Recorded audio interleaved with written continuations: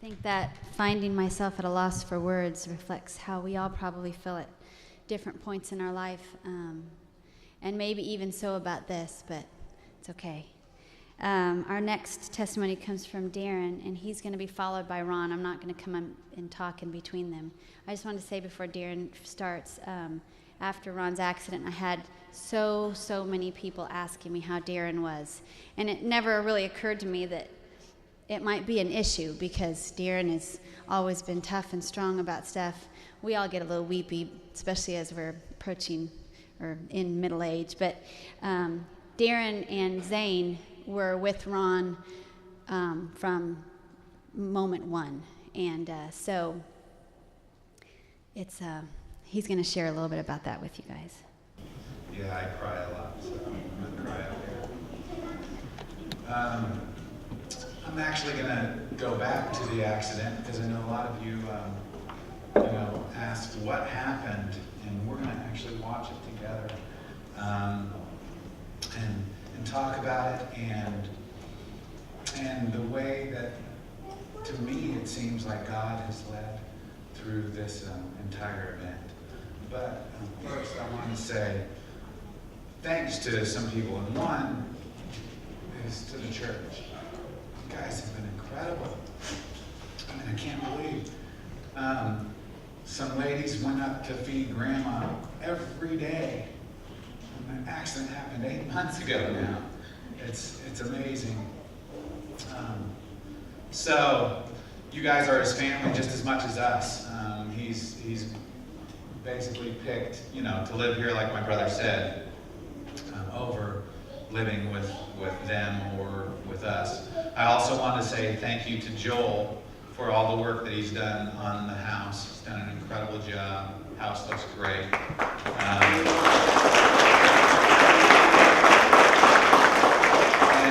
And for anyone else that helped in the church, we're going to go look at it after church today.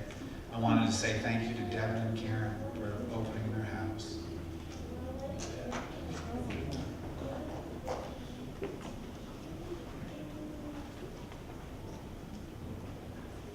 And for Karen, making him breakfast in the morning and taking care of him. And for Shannon, for treating my dad like yours.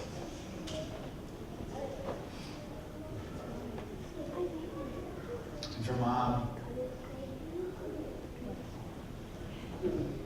being very strong and positive through this entire time. Most of all, when Dad really needed you to be, right after the accident. Thanks. So now I'm going to take you back to March 26th.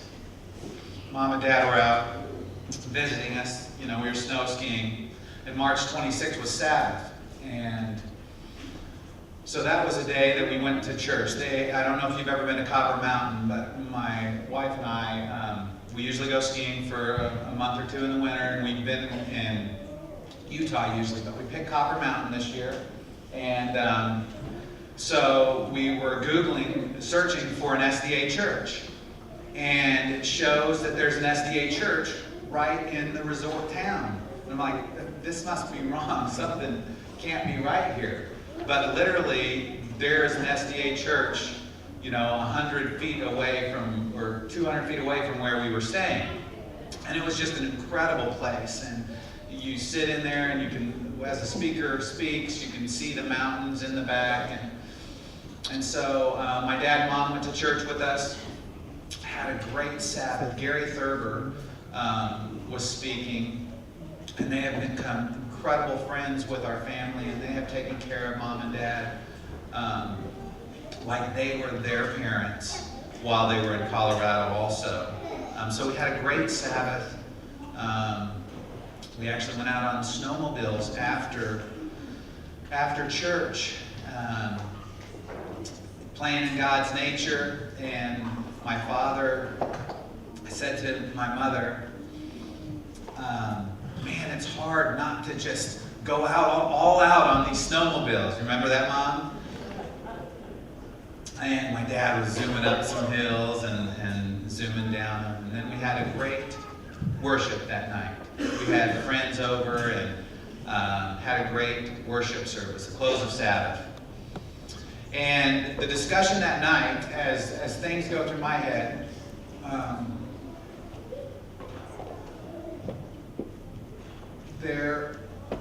I question sometimes, what if things would have happened this way? But anyway, my father had a call from his roommate from camping, and my father was supposed to go that next morning to meet his roommate for lunch. And so they weren't going to ski. They were going to take off and go to Colorado or to Denver and to meet with his roommate. And it was snowing that night. And I go crazy when it's snowing and can't imagine not everyone being out there skiing. So I'm talking to my dad, Dad, you gotta go skiing with us the next morning. It's gonna be epic. It's gonna be incredible. And so we woke up the next morning on the 27th, and I had talked him into going skiing with us till 11 a.m., and then he was going to take off and go to lunch with his roommate. Well, the lunch never happened, and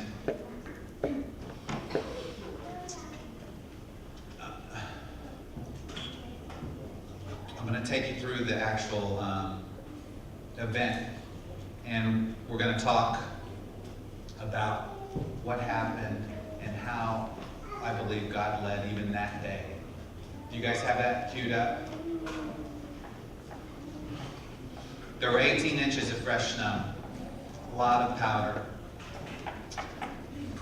So I assumed that the snow helped with the fall. When the fall actually happened, you're going to see in my tone of voice, I knew it probably wasn't good, but he had taken many falls during that trip. And so it didn't hit me until about 3-4 minutes into the video clip. Really, that it was probably pretty bad.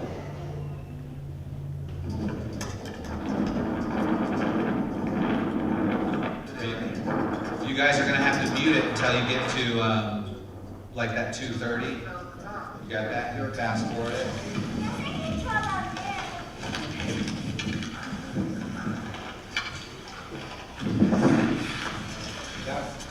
That's Dad in the green pants. Where do you want to go? She wants to follow someone. Do you like going all the way over where it's not so steep? Okay. So everyone was with us skiing except for Van. We're on the back side of the mountain. Zanes, Jerome, Rampa. And we had a friend with us. There's Rampa right there. And so all the kids, except for my father and a friend of ours, are going to go off to, and Zane, are going to go off to an easier traverse. It's a double black diamond all over back there, but that they went over to an easier traverse. Can you take it up to the 420 now? 450. Yeah, 450. So this is the line that we were getting ready to go down. We had gone down this run probably 20 times on this trip.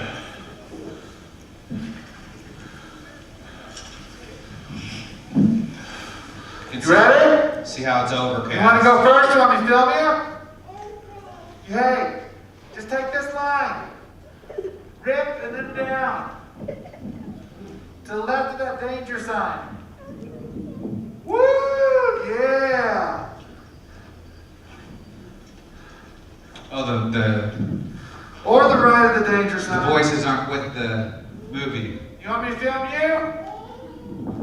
Go for it. Here goes Rampa. Pretty stinking good in the powder. Oh yeah. See how it's behind? A little traversing around the danger sign. He wanted to get close to the cliff. Whoa! He went over the cliff. Oh, that wasn't good. He went over the stinking cliff. Ouch. Ouch, I better go help him. Oh, he's still going. Oh, that's not good. Oh, no.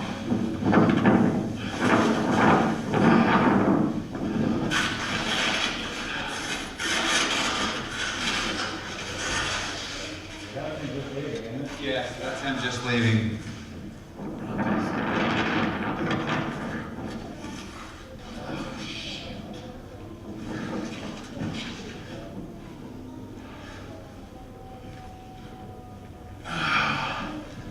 Zane, is he okay? Oh no.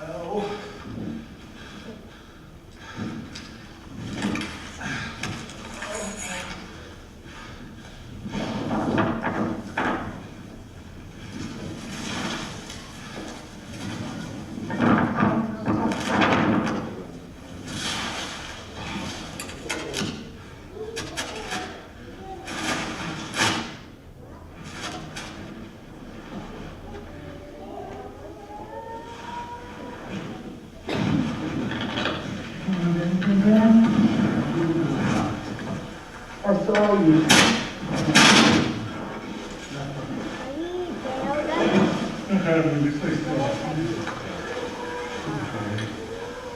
Call the ski patrol!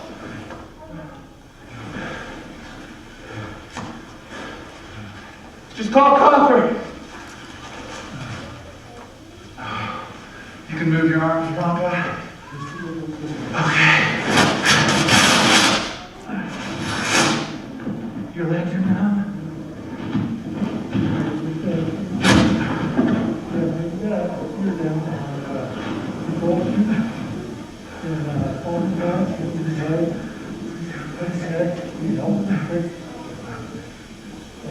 Thank you.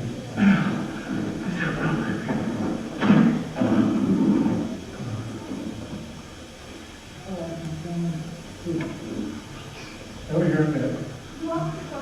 Yeah.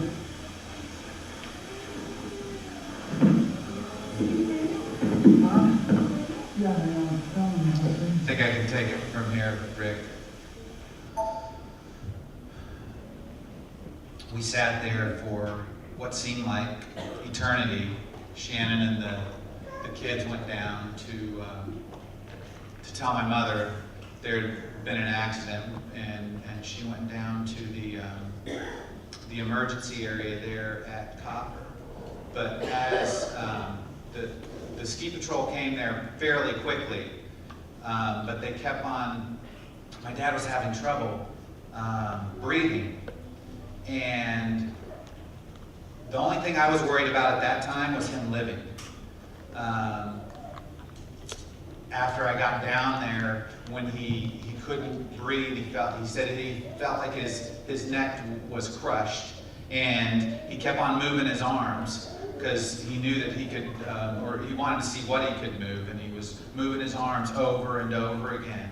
And then when the ski patrol got there, the run was so steep that they couldn't put him on the stretcher easily. And they were trying to remove his helmet, and I got my big head from him, and so that was very hard for them to do. And so they were trying to take it off, and it scared me because it just didn't slip off. So I said, no, don't remove his helmet yet. And so they were the reason they were trying to remove his helmet is because they were trying to get this big neck brace on him. And so we were able to dig. Zane started digging, and we dug a hole out so it would be a flatter area that we could roll Rampa onto. And we finally got him on the stretcher.